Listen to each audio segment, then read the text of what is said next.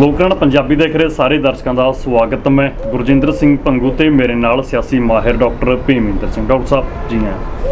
बहुत बहुत शुक्रिया, मेहरबानी, धन्यवाद भंगू साहब जी। दोस्तों, लगदा कि किसानी मूवमेंट की एक नवी शुरुआत है। इस बार यह शुरुआत लखीमपुर खेरी तो लगती है।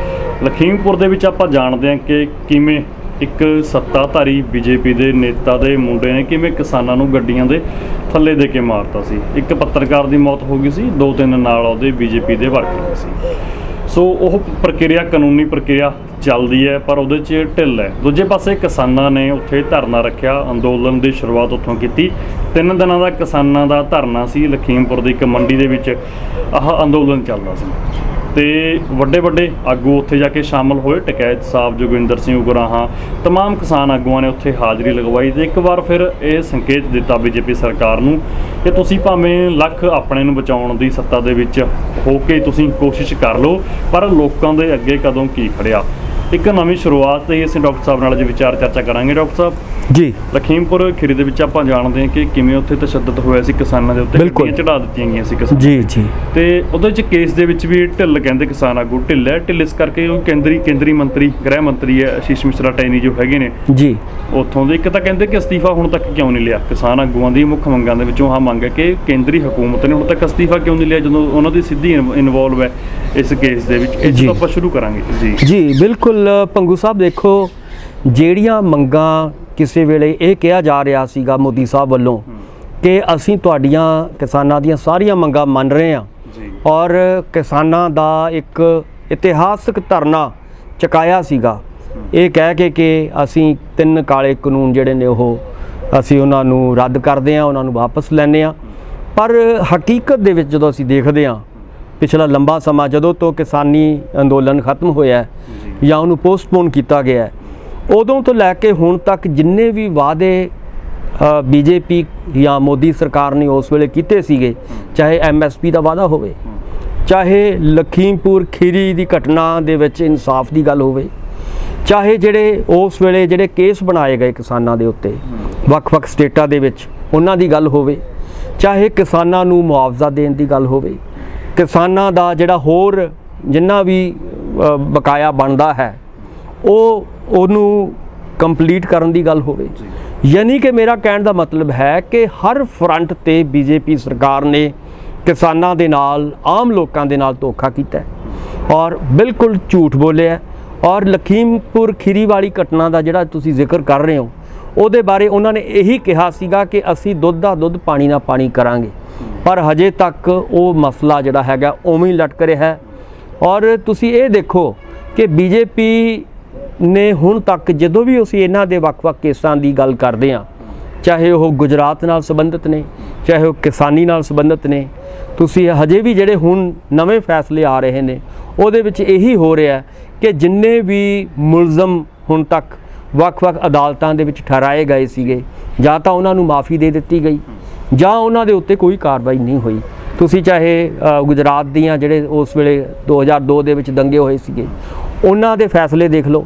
ਇਸੇ ਤਰ੍ਹਾਂ ਲਖੀਮਪੁਰ ਖੀਰੀ ਦਾ ਕੋਈ ਸੰਭਾਵਨਾਵਾਂ ਨਹੀਂ ਨਜ਼ਰ ਆ ਰਹੀਆਂ ਕਿ ਇਹਦੇ ਵਿੱਚ ਦੋਸ਼ੀਆਂ ਨੂੰ ਸਜ਼ਾ ਮਿਲੇਗੀ। ਔਰ ਕਿਉਂਕਿ ਇਸ ਵੇਲੇ ਸੱਤਾ ਜਿਹੜੀ ਹੈਗੀ ਹੈ ਬਿਲਕੁਲ ਉਹਦੇ ਉੱਤੇ ਕੰਟਰੋਲ ਕੀਤਾ ਹੋਇਆ ਮੋਦੀ ਸਾਹਿਬ ਨੇ, ਔਰ ਮੋਦੀ ਸਾਹਿਬ ਜਿਹੜੇ ਨੇ ਉਹ ਦਣਾਉਂਦੇ ਆ ਰਹੇ ਨੇ ਔਰ ਲੋਕਾਂ ਦੇ ਕਿਸੇ ਵੀ ਸੰਘਰਸ਼ ਦੀ ਉਹ ਪਰਵਾਹ ਨਹੀਂ ਕਰ ਰਹੇ, ਚਾਹੇ ਉਹ ਵੱਖ-ਵੱਖ ਸਟੇਟਾਂ ਦੇ ਵਿੱਚ ਕਿਸੇ ਵੀ ਕਿਸਮ ਦੇ ਸੰਘਰਸ਼ ਹੋਣ।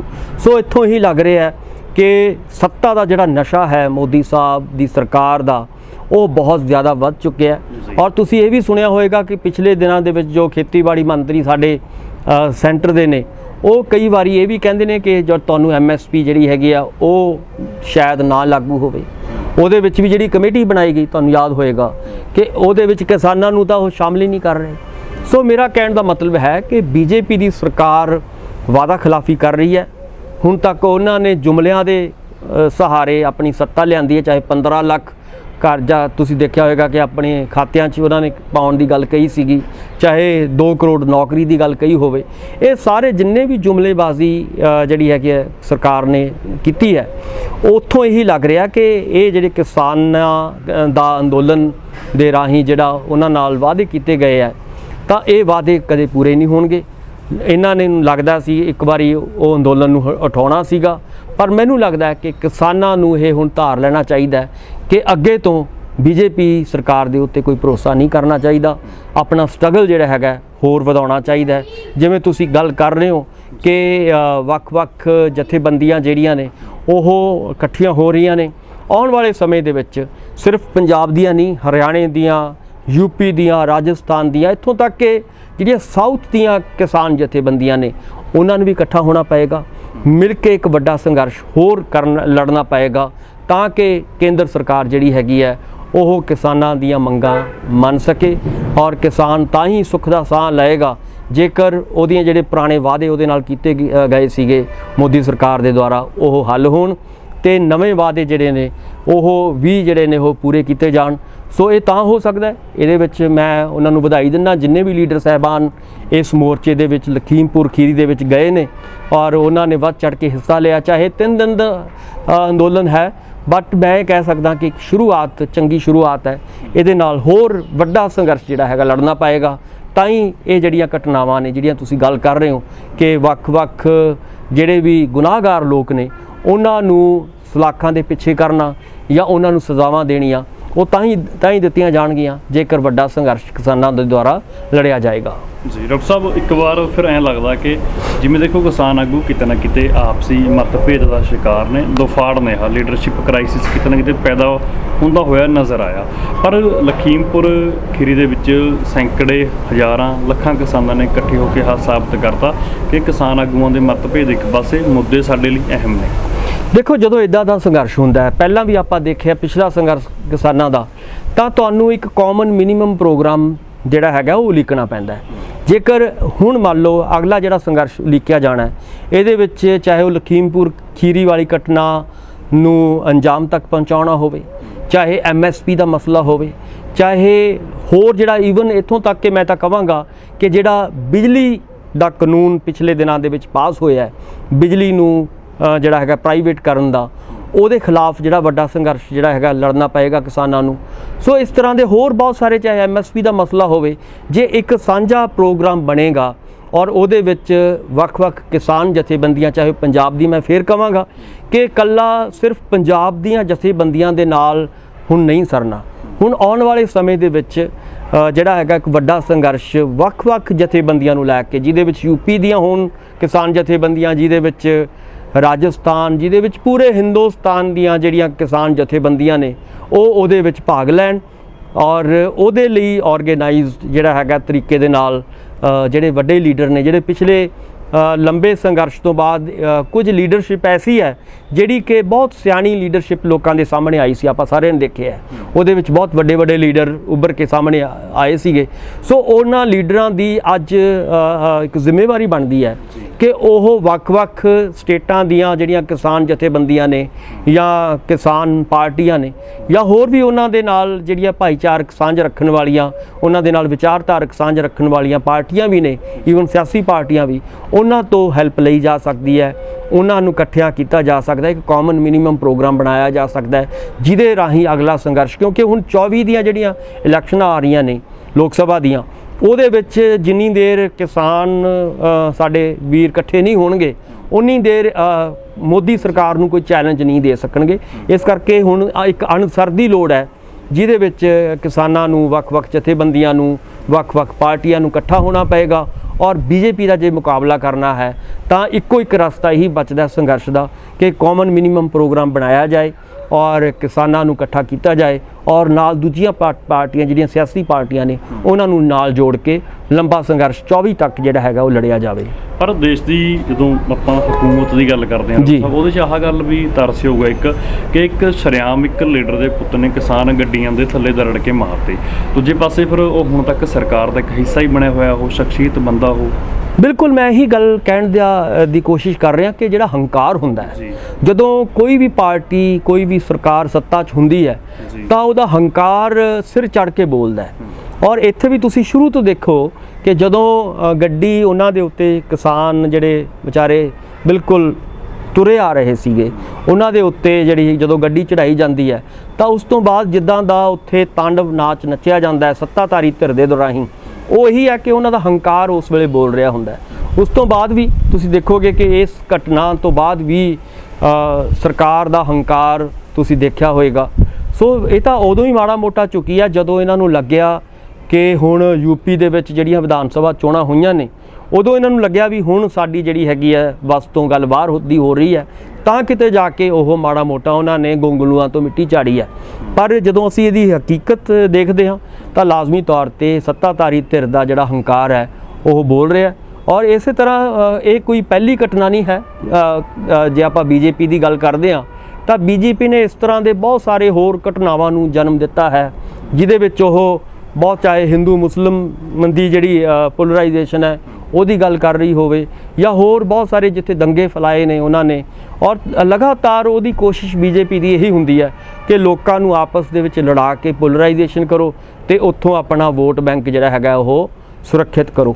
ਸੋ ਉਹ ਜਿਹੜੀ ਰਣਨੀਤੀ ਦੇ ਹੁਣ ਚੱਲਦੀ ਨਜ਼ਰ ਆ ਰਹੀ ਹੈ। ਸੋ ਇਹਦਾ ਹੱਲ ਜਿਹੜਾ ਹੈਗਾ ਉਹ ਮੈਂ ਇਹੀ ਕਹਾਂਗਾ, ਇਹਦਾ ਹੱਲ ਏਕਤਾ ਅਤੇ ਸੰਘਰਸ਼ ਹੈ। ਸਾਨੂੰ ਏਕਤਾ ਕਰਨੀ ਪਏਗੀ ਔਰ ਬੀਜੇਪੀ ਦੇ ਖਿਲਾਫ ਵੱਡਾ ਸੰਘਰਸ਼ ਜਿਹੜਾ ਹੈਗਾ ਵੱਖ-ਵੱਖ ਜਥੇਬੰਦੀਆਂ ਦਾ, ਵੱਖ-ਵੱਖ ਪਾਰਟੀਆਂ ਦਾ ਰਲ ਕੇ ਜਿਹੜਾ ਹੈਗਾ ਇੱਕ ਕਾਮਨ ਮਿਨੀਮਮ ਪ੍ਰੋਗਰਾਮ ਦੇ ਏਜੰਡੇ ਅਨੁਸਾਰ ਉਹ ਲੜਨਾ ਪਏਗਾ ਔਰ ਲੰਬਾ ਸੰਘਰਸ਼ ਹੋਏਗਾ। 24 ਤੱਕ ਉਹਨੂੰ ਲੈ ਕੇ ਜਾਣਾ ਪਏਗਾ ਔਰ ਤਾਂ ਹੀ ਜਿਹੜਾ ਹੈਗਾ ਕੋਈ ਬਦਲ ਵਿੱਚੋਂ ਬੀਜੇਪੀ ਦਾ ਜੇ ਬਦਲ ਨਿਕਲ ਸਕਦਾ ਉਹ ਤਾਂ ਹੀ ਨਿਕਲ ਸਕਦਾ ਹੈ। ਜੀ ਡਾਕਟਰ ਸਾਹਿਬ, ਜਿਵੇਂ ਤੁਸੀਂ ਬਿਜਲੀ ਸੋਧ ਦਾ ਜ਼ਿਕਰ ਕੀਤਾ, ਉਹ ਬਿੱਲ ਸੰਸਦ ਦੇ ਵਿੱਚ ਹੰਗਾਮੇ ਦੌਰਾਨ ਉਹ ਪੇਸ਼ ਕੀਤਾ ਗਿਆ ਜੀ, ਉਹ ਵੀ ਖਤਰਨਾਕ ਹੈ ਦੇਸ਼ ਲਈ, ਕਿਉਂਕਿ ਸਿੱਧਾ ਤੁਸੀਂ ਕਾਰਪੋਰੇਟ ਘਰਾਣਿਆਂ ਦਾ ਦਖਲ ਅੰਦਾਜ਼ੀ ਉਹਨਾਂ ਦੇ ਹੱਥਾਂ ਵਿੱਚ ਬਿਜਲੀ ਨੂੰ ਦੇ ਦੇਣਾ। ਬਿਲਕੁਲ, ਦੇਖੋ ਜਿਹੜੀ ਬਾਰ-ਬਾਰ ਮੋਦੀ ਸਾਹਿਬ ਇਹ ਜ਼ਿਕਰ ਕਰਦੇ ਨੇ ਕਿ ਸਾਨੂੰ ਰਿਓੜੀਆਂ ਨਹੀਂ ਵੰਡਣੀਆਂ ਚਾਹੀਦੀਆਂ, ਉੱਥੋਂ ਇਹੀ ਸਾਫ਼ ਜ਼ਾਹਿਰ ਹੈ ਕਿ ਜਿੰਨੀਆਂ ਵੀ ਚਾਹੇ ਉਹ ਕਿਸਾਨੀ ਨੂੰ ਕੋਈ ਸਹੂਲਤਾਂ ਮਿਲ ਰਹੀਆਂ ਹੋਣ, ਚਾਹੇ ਗਰੀਬ ਪਰਿਵਾਰਾਂ ਨੂੰ ਸਹੂਲਤਾਂ ਕੋਈ ਮਿਲ ਰਹੀਆਂ ਹੋਣ, ਚਾਹੇ ਨਰੇਗਾ ਦੀ ਗੱਲ ਹੋਵੇ, ਚਾਹੇ ਕਿਤੇ ਹੋਰ ਕੋਈ ਜਿਹੜਾ ਹੈਗਾ ਮੱਧ ਵਰਗੀ ਪਰਿਵਾਰ ਨੂੰ ਕੋਈ ਮਾੜੀ ਮੋਟੀ ਸਹੂਲਤ ਮਿਲਦੀ ਹੋਵੇ, ਉਹਨਾਂ ਦਾ ਮਕਸਦ ਕਹਿਣ ਦਾ ਇਹੀ ਹੈ ਕਿ ਇਹ ਸਾਰੀਆਂ ਸਹੂਲਤਾਂ ਦੇ ਉੱਤੇ ਕੱਟ ਲਾਇਆ ਜਾਏ, ਇਹਨਾਂ ਨੂੰ ਖਤਮ ਕੀਤਾ ਜਾਏ। ਇਹਦੀ ਥਾਂ ਦੇ ਉੱਤੇ ਕਾਰਪੋਰੇਟ ਘਰਾਣਿਆਂ ਨੂੰ ਫਾਇਦੇ ਜਿਹੜੇ ਨੇ ਉਹ ਦਿੱਤੇ ਜਾਣ, ਆਮ ਲੋਕ ਫਾਇਦੇ ਨਾ ਚੁੱਕਣ, ਇਹਦੀ ਥਾਂ ਦੇ ਉੱਤੇ ਕਾਰਪੋਰੇਟ ਘਰਾਣੇ ਫਾਇਦੇ ਲੈਣ। ਸੋ ਉਹਨਾਂ ਦੇ ਪ੍ਰੈਸ਼ਰ ਵਿੱਚ ਆ ਕੇ ਜਿਵੇਂ ਉਹਨਾਂ ਨੇ ਪਿਛਲੇ ਵਾਰੀ 3 ਕਾਲੇ ਕਾਨੂੰਨ ਖੇਤੀ ਨਾਲ ਸੰਬੰਧਿਤ ਬਣਾਏ ਸੀਗੇ, ਉਸੇ ਤਰ੍ਹਾਂ ਦਾ ਇਹ ਬਿਜਲੀ ਸੋਧ ਕਾਨੂੰਨ ਦੇ ਨਾਂ ਦੇ ਉੱਤੇ ਇਹੀ ਹੈ ਕਿ ਬਿਜਲੀ ਨੂੰ ਜਿਹੜੀ ਸਬਸਿਡੀਜ਼ ਮਿਲ ਰਹੀ ਹੈ ਜਿਹੜੀ ਲੋਕਾਂ ਨੂੰ ਬਿਜਲੀ ਦੇ ਨਾਂ ਦੇ ਉੱਤੇ, ਉਹ ਸਬਸਿਡੀ ਨੂੰ ਦੇ ਉੱਤੇ ਕੱਟ ਲਾਉਣਾ ਔਰ ਇਹ ਫਾਇਦਾ ਜਿਹੜਾ ਹੈਗਾ ਇਹ ਵੱਡੇ ਜਿਹੜੇ ਕਾਰਪੋਰੇਟ ਘਰਾਣੇ ਨੇ ਜਿਹੜੇ ਬਿਜਲੀ ਦੇ ਵਿੱਚ ਸਥਾਪਿਤ ਹੋਣਾ ਚਾਹੁੰਦੇ ਨੇ ਔਰ ਕੰਪਨੀਆਂ ਦੇ ਰਾਹੀਂ ਉਹਨਾਂ ਕੰਪਨੀਆਂ ਨੂੰ ਲਾਭ ਦੇਣੇ ਆ।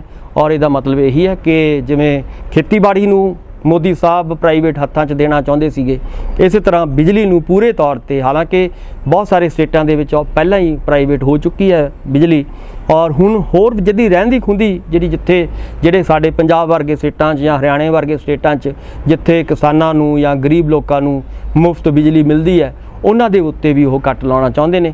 ਔਰ ਇਹ ਨਵਾਂ ਕਾਨੂੰਨ ਇਹੀ ਕਹਿੰਦਾ ਹੈ ਕਿ ਇਹਦੇ ਵਿਰੁੱਧ ਸਾਨੂੰ ਲੜਨਾ ਪੈਣਾ ਔਰ ਖ਼ਾਸ ਤੌਰ 'ਤੇ ਜਿਨ੍ਹਾਂ ਲੋਕਾਂ ਨੂੰ ਬਿਜਲੀ ਦੀ ਸਹੂਲਤ ਮਿਲ ਰਹੀ ਹੈ, ਕਿਸਾਨੀ ਨੂੰ ਜਾਂ ਹੋਰ ਗਰੀਬ ਪਰਿਵਾਰਾਂ ਨੂੰ, ਉਹਨਾਂ ਨੂੰ ਵੀ ਨਾਲ ਜੋੜਨ ਦੀ ਲੋੜ ਹੈ ਔਰ ਉਹਨਾਂ ਨੂੰ ਚੇਤਨ ਕਰਨ ਦੀ ਲੋੜ ਹੈ, ਉਹਨਾਂ ਨੂੰ ਕੌਨਸ਼ੀਅਸ ਕਰਨ ਦੀ ਲੋੜ ਹੈ ਔਰ ਉਹਨਾਂ ਨੂੰ ਨਾਲ ਜੋੜ ਕੇ ਇੱਕ ਵੱਡਾ ਸੰਘਰਸ਼ ਜਿਹੜਾ ਆਉਣ ਵਾਲੇ ਸਮੇਂ 'ਚ ਕਿਸਾਨਾਂ ਨਾਲ ਰਲ ਕੇ ਇੱਕ ਸਾਂਝਾ ਸੰਘਰਸ਼ ਲੜਿਆ ਜਾ ਸਕਦਾ ਹੈ। ਜੀ ਡਾਕਟਰ ਸਾਹਿਬ, ਇੱਕ ਕਿਤੇ ਨਾ ਕਿਤੇ ਆਹ ਗੱਲ ਵੀ ਹੈਗੀ ਹੈ ਕਿ ਕੇਂਦਰ ਸਰਕਾਰ ਨੇ ਵਾਅਦਾ ਖਿਲਾਫੀ ਕੀਤੀ ਹੈ ਕਿਸਾਨਾਂ ਦੇ ਨਾਲ, ਲਿਖਤੀ ਤੌਰ 'ਤੇ ਦੇ ਅਸੀਂ ਕੇਂਦਰ ਸਰਕਾਰ ਨੇ ਕਿ ਅਸੀਂ ਬਿਜਲੀ ਸੋਧ ਬਿੱਲ ਨਹੀਂ ਲੈ ਕੇ ਆਵਾਂਗੇ, ਫਿਰ ਆ ਗਏ। ਬਿਲਕੁਲ, ਮੈਂ ਉਹੀ ਕਹਿਣਾ ਕਿ ਵਾਅਦਾ ਖਿਲਾਫੀ ਉਹ ਇੱਕ ਨੁਕਤੇ 'ਤੇ ਨਹੀਂ ਆਪਾਂ ਦੇਖ ਸਕਦੇ, ਕਦਮ ਕਦਮ ਦੇ ਉੱਤੇ ਵਾਅਦਾ ਖਿਲਾਫੀ ਹੋਈ ਹੈ।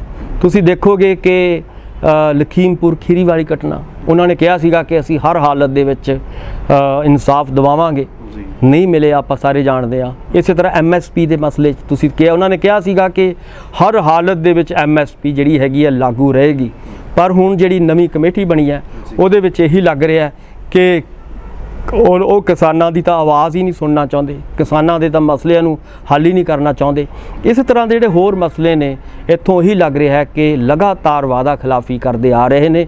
ਤੁਸੀਂ ਸ਼ੁਰੂ ਤੋਂ ਦੇਖ ਲਓ 2014 ਤੋਂ ਜਦੋਂ ਤੋਂ BJP ਔਰ ਮੋਦੀ ਸਾਹਿਬ ਸੱਤਾ 'ਚ ਆਏ ਨੇ, 15 ਲੱਖ ਮੈਂ ਫੇਰ ਯਾਦ ਕਰਾ ਰਿਹਾ, ਕਿਹਾ ਸੀਗਾ ਕਿ ਤੁਹਾਡੇ ਖਾਤਿਆਂ 'ਚ ਆਊਗਾ, ਕਾਲਾ ਧਨ ਵਾਪਸ ਆ ਜਾਏਗਾ, 2 ਕਰੋੜ ਨੌਕਰੀ ਅਸੀਂ ਦੇ ਦਾਂਗੇ, ਹੋਰ ਪਤਾ ਨਹੀਂ ਕਿਹੜੇ ਵਾਅਦੇ ਉਹਨਾਂ ਨੇ ਲੋਕਾਂ ਨਾਲ ਕੀਤੇ ਸੀ, ਮੈਨੀਫੈਸਟੋ ਬਣਾਇਆ ਸੀਗਾ। ਇਹ ਸਾਰੇ ਜਿਹੜੇ ਨੇ ਉਹਨਾਂ ਦੇ ਜਿਹੜੇ ਨੇ ਵਾਅਦਾ ਖਿਲਾਫੀ ਜਿਹੜੀ ਹੈਗੀ ਹੈ ਕੀਤੀ ਆ ਉਹਨਾਂ ਨੇ, ਔਰ ਸਿਰਫ ਲਾਰੇ ਬਣ ਕੇ ਰਹਿ ਗਏ ਨੇ। ਹਕੀਕੀ ਤੌਰ ਤੇ ਜਿਹੜਾ ਹੈਗਾ ਕੁਝ ਵੀ ਸਗੋਂ ਉਲਟ ਨਜ਼ਰ ਆ ਰਿਹਾ। ਸਗੋਂ ਦੇਣੇ ਤਾਂ ਕੀ ਸੀਗੇ, ਸਗੋਂ ਲੋਕਾਂ ਦੇ ਕੋਲੋਂ ਜਿਹੜਾ ਪੈਸਾ ਮਾੜਾ ਮੋਟਾ ਉਹਨਾਂ ਦੀਆਂ ਜੇਬਾਂ 'ਚ ਹੈਗਾ ਉਹ ਵੀ ਕੇਂਦਰ ਦੀ ਸਰਕਾਰ ਜਿਹੜੀ ਹੈਗੀ ਆ ਉਹਨਾਂ 'ਚ ਕਢਾਉਣਾ ਚਾਹੁੰਦੀ ਹੈ। ਔਰ ਆਪਣਾ ਜਿਹੜਾ ਹੈਗਾ ਆਪਣੇ ਦੋਸਤਾਂ ਨੂੰ, ਆਪਣੇ ਮਿੱਤਰਾਂ ਨੂੰ, ਆਪਣੇ ਕਾਰਪੋਰੇਟ ਜਿਹੜੇ ਉਹਨਾਂ ਦੇ ਅਡਾਨੀ ਬਾਨੀ ਵਰਗੇ ਮਿੱਤਰ ਨੇ ਉਹਨਾਂ ਦੀਆਂ ਜੇਬਾਂ 'ਚ ਉਹ ਪੈਸਾ ਸਾਡੀ ਜੇਬਾਂ 'ਚੋਂ ਕੱਢ ਕੇ ਉਹਨਾਂ 'ਚ ਪਾਉਣਾ ਚਾਹੁੰਦੀ ਹੈ। ਇਹੀ ਉਹਨਾਂ ਦਾ ਏਜੰਡਾ ਹੈ। ਪਰ ਕਿਤੇ ਨਾ ਕਿਤੇ ਦੇਸ਼ ਦਾ ਕਾਰਪੋਰੇਟਾਈਜੇਸ਼ਨ ਕਰਨਾ ਤਾਂ ਗਲਤ ਹੈ। ਕਾਰਪੋਰੇਟ ਘਰਾਣਿਆਂ ਨੂੰ ਹੱਥਾਂ ਦੇ ਵਿੱਚ ਤੁਸੀਂ ਦੇਸ਼ ਵੇਚ ਦੋਗੇ। ਬਿਲਕੁਲ ਇਹੀ ਹੈ ਕਿ ਜਿਵੇਂ ਕਿਸੇ ਵੇਲੇ ਸਾਰਾ ਮੁਲਕ ਅੰਗਰੇਜ਼ਾਂ ਨੇ ਲੁੱਟ ਕੇ ਖਾ ਲਿਆ ਸੀਗਾ। ਤੁਹਾਨੂੰ ਯਾਦ ਹੋਏਗਾ ਐਡੀ ਵੱਡੀ ਆਜ਼ਾਦੀ ਅਸੀਂ ਪਿਛਲੇ ਦਿਨਾਂ ਦੇ ਵਿੱਚ 75ਵਾਂ ਆਜ਼ਾਦੀ ਦਿਵਸ ਮਨਾ ਕੇ ਹਟਿਆ ਔਰ ਉਹਦੇ ਲਈ ਵੱਡੀਆਂ ਕੁਰਬਾਨੀਆਂ ਸ਼ਹੀਦ ਆਜ਼ਮ ਭਗਤ ਸਿੰਘ, ਮਹਾਤਮਾ ਗਾਂਧੀ ਜੀ ਔਰ ਸ਼ਹੀਦ ਕਰਤਾਰ ਸਿੰਘ ਸਰਾਭਾ, ਹੋਰ ਪਤਾ ਨਹੀਂ ਵੱਡੇ ਸਾਡੇ ਜਿਹੜੇ ਲੀਡਰ ਉਸ ਵੇਲੇ ਉਹਨਾਂ ਨੇ ਵੱਡੇ ਮੋਰਚੇ ਲਾਏ ਅੰਗਰੇਜ਼ਾਂ ਦੇ ਖਿਲਾਫ। ਮੈਨੂੰ ਲੱਗਦਾ ਹੈ ਕਿ ਇਹ ਲਗਭਗ ਉਸੇ ਤਰ੍ਹਾਂ ਦਾ ਕਾਰਜਕਾਲ ਜਿਹੜਾ ਹੈਗਾ ਚੱਲ ਰਿਹਾ। ਔਰ ਹੁਣ ਕੀ ਹੈ ਕਿ ਉਦੋਂ ਗੋਰੇ ਅੰਗਰੇਜ਼ ਸੀਗੇ, ਹੁਣ ਇਹ ਕਾਲੇ ਅੰਗਰੇਜ਼ ਸਾਡੇ 'ਤੇ ਸੱਤਾ ਕਰ ਰਹੇ ਨੇ ਔਰ ਇਹ ਕਾਰਪੋਰੇਟ ਘਰਾਣਿਆਂ ਨੂੰ ਉਹਨਾਂ ਦੇ ਹੱਕ ਦੇ ਵਿੱਚ ਲਗਾਤਾਰ ਇੱਕ ਤੋਂ ਇੱਕ ਜਿਹੜਾ ਹੈਗਾ ਤੁਸੀਂ ਦੇਖੋਗੇ ਕਿ ਕਾਨੂੰਨ ਬਣਾਇਆ ਜਾ ਰਿਹਾ ਔਰ ਉਹਨਾਂ ਕਾਨੂੰਨਾਂ ਦੇ ਜ਼ਰੀਏ ਇਹਨਾਂ ਕਾਰਪੋਰੇਟ ਘਰਾਣਿਆਂ ਦੇ ਹੱਥਾਂ ਦੇ ਵਿੱਚ ਜਿਹੜੀ ਹੈਗੀ ਹੈ ਜੋ ਮਾਲ ਹੈ, ਜੋ ਮੁਨਾਫਾ ਹੈ ਉਹ ਦੇਣ ਦੀ ਕੋਸ਼ਿਸ਼ ਕੀਤੀ ਜਾ ਰਹੀ ਹੈ। ਔਰ ਇਹਦਾ ਨਤੀਜਾ ਇਹੀ ਨਿਕਲੇਗਾ ਕਿ ਆਉਣ ਵਾਲੇ ਸਮੇਂ ਦੇ ਵਿੱਚ ਕਿ ਜਿਹੜਾ ਭਾਰਤੀ ਲੋਕ ਨੇ, ਆਮ ਲੋਕ ਨੇ, ਗਰੀਬ ਲੋਕ ਨੇ, ਮੱਧ ਵਰਗੀ ਲੋਕ ਨੇ, ਉਹ ਹੋਰ ਗਰੀਬ ਹੋਣਗੇ, ਉਹਨਾਂ ਦੀਆਂ ਨੌਕਰੀਆਂ ਜਾਣਗੀਆਂ, ਉਹਨਾਂ ਦਾ ਰੁਜ਼ਗਾਰ ਖੋਇਆ ਜਾਏਗਾ, ਉਹਨਾਂ ਦੀਆਂ ਫਸਲਾਂ, ਉਹਨਾਂ ਦੀ ਨਸਲਾਂ ਤਬਾਹ ਹੋਣਗੀਆਂ। ਸੋ ਇਹ ਵੱਡੀ ਲੜਾਈ ਮੈਂ ਫੇਰ ਕਹਾਂਗਾ, ਇਹ ਕੋਈ ਉਸ ਤੋਂ ਘੱਟ ਲੜਾਈ ਨਹੀਂ ਹੋਏਗੀ ਜਿਹੜੀ ਅਸੀਂ 75 ਸਾਲਾਂ ਦੀ ਲੜਾਈ ਜਿਹੜਾ ਹੈਗੀ ਹੁਣ ਮਨਾ ਕੇ ਹਟਿਆ ਆਜ਼ਾਦੀ ਦਾ ਦਿਹਾੜਾ।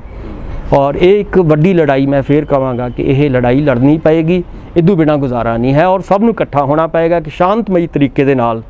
ਔਰ ਜਿਵੇਂ ਕਿਸਾਨੀ ਸੰਘਰਸ਼ ਲੜਿਆ ਸੀ, ਆਪਾਂ ਫੇਰ ਉੱਥੇ ਆਉਣੇ ਆ। ਜਿਵੇਂ ਇੱਕ ਕਿਸਾਨੀ ਸੰਘਰਸ਼ ਇੱਕ ਦੁਨੀਆ ਲਈ ਮਾਡਲ ਬਣਿਆ ਸੀਗਾ ਅੱਜ ਦੇ ਵਿਸ਼ਵੀਕਰਨ ਦੇ ਦੌਰ ਦੇ ਵਿੱਚ, ਇੱਕ ਇੱਦਾਂ ਦੇ ਮਾਡਲ ਜਿਹੜੇ ਨੇ ਲਗਾਤਾਰ ਸਾਨੂੰ ਸੰਘਰਸ਼ ਲੜਨੇ ਪੈਣਗੇ, ਤਾਂ ਹੀ ਇਹ ਜਿਹੜੇ ਤੁਸੀਂ ਕਹਿ ਰਹੇ ਹੋ ਬਿੱਲ ਜਿਹੜੇ ਨੇ ਉਹ ਹਟਣਗੇ। ਲੋਕਾਂ ਦੇ ਵਿਰੋਧ ਦੇ ਵਿੱਚ ਜਿਹੜੇ ਬਣਾਏ ਜਾ ਰਹੇ ਨੇ, ਇਕੱਲੇ ਇੱਕ ਬਿੱਲ ਨਹੀਂ ਬਣਿਆ, ਪਿਛਲੇ ਲਗਭਗ 3-4 ਸਾਲਾਂ ਦੇ ਵਿੱਚ ਸੈਂਕੜੇ ਬਿੱਲ ਐਸੇ ਆਏ ਨੇ ਜਿਹੜੇ ਲੋਕ ਵਿਰੋਧੀ ਬਿੱਲ ਨੇ। ਚਾਹੇ ਤੁਸੀਂ ਉਹ ਮਜ਼ਦੂਰਾਂ ਨਾਲ ਸੰਬੰਧਿਤ ਬਿੱਲ ਹੋਣ, ਚਾਹੇ ਉਹ ਕਿਸਾਨਾਂ ਨਾਲ ਸੰਬੰਧਿਤ ਬਿੱਲ ਹੋਣ, ਚਾਹੇ ਉਹ ਆਮ ਲੋਕਾਂ ਦੇ ਨਾਲ ਸੰਬੰਧਿਤ, ਚਾਹੇ ਉਹ ਵੱਖ-ਵੱਖ ਜਿਹੜੇ ਮਹਿਕਮੇ ਨੇ, ਬਿਜਲੀ ਮਹਿਕਮਾ ਦੇਖ ਲਓ, ਟੈਲੀਕਾਮ ਮਹਿਕਮਾ ਦੇਖ ਲਓ, ਸਾਡੇ ਏਅਰਪੋਰਟਸ ਦੇਖ ਲਓ, ਉਹ ਵੇਚ ਦਿੱਤੇ ਗਏ।